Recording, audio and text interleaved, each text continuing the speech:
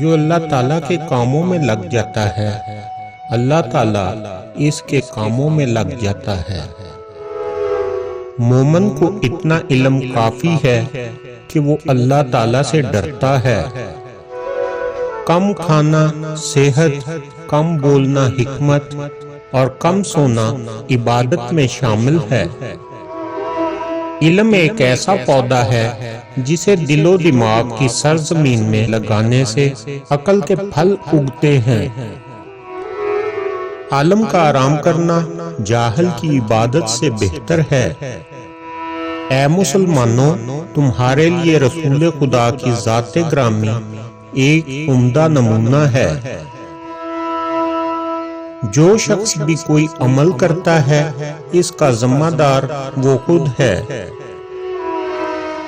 مومن کی زبان دل سے پیچھے رہتی ہے، یعنی بولنے سے پہلے وہ کہنے والی بات پر غور کر لیتا ہے۔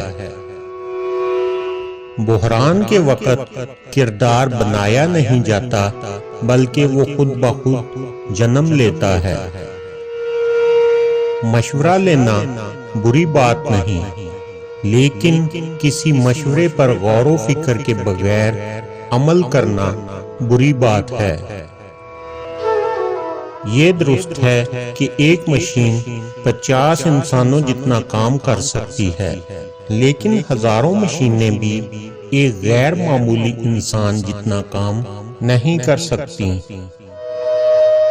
عالم کا امتحان اس کے علم کی کثرت سے نہیں ہوتا، بلکہ دیکھنا چاہیے کہ وہ فتنہ انگیز باتوں سے کیسے بچتا ہے۔ جس لمحے آپ نے سوچا کہ ہار کی صورت میں کیا کریں گے، تو آپ شکست کھا گئے۔ اللہ پر بھروسہ رکھو، اللہ ہی بہتر کارساز ہے۔ دوسروں کی چھوٹی چھوٹی باتوں کا خیال رکھنے سے بڑی بڑی محبتیں جنم لیتی ہیں۔ آپ کا ایک لفظ زخم بھی لگا سکتا ہے اور مرہم بھی بن سکتا ہے۔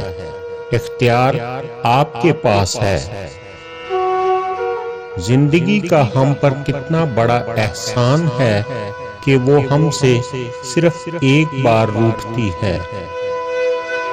کچھ لوگ نگاہ کی طرح ہوتے ہیں کہ جو اگر ساتھ ہوں تو اندھیروں میں بھی منزلیں مل جاتی ہیں۔ کچھ لوگ گھر کی طرح ہوتے ہیں، وہ چاہے کتنا بھی دور کیوں نہ ہو، دل ان کی روح میں سمٹ جانے کو بے چین رہتا ہے۔ سنجیدہ بنو لیکن تلخ مزاج نہیں، بہادر بنو مگر جلد باز نہیں، حلیم بنو مگر غلامی کی حد تک نہ پہنچو۔